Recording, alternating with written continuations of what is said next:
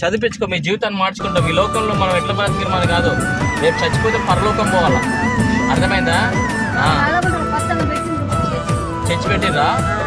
మరి నువ్వు పోతున్నావా? కాదు కాదు కాదు, ఒకసారి అది చదివించుకొని నీ జీవితాన్ని మార్చుకుంటావు.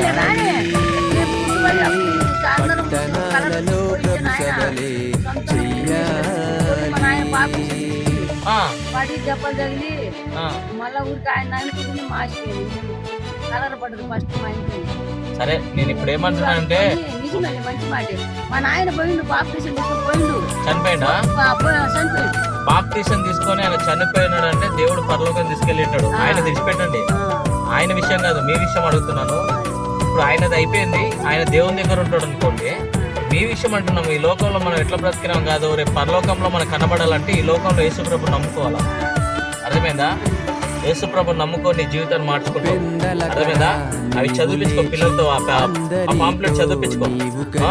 నిన్ను నీ కుటుంబాన్ని దేవుడు దీవించి రక్షించును గాక.